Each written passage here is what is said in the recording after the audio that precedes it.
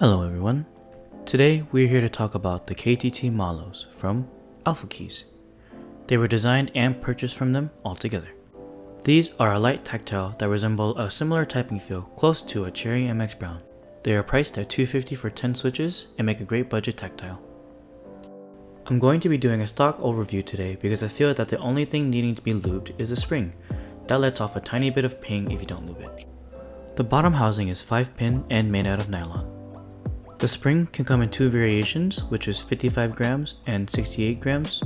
I chose to go with 55 today. The stem is made out of palm and also seems to be quite long.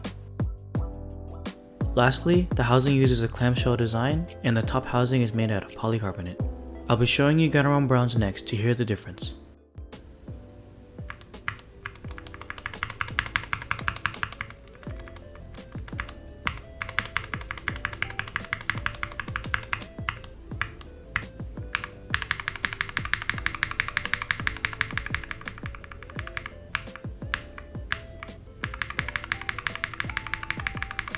As you can tell, the bottom out is a lot louder.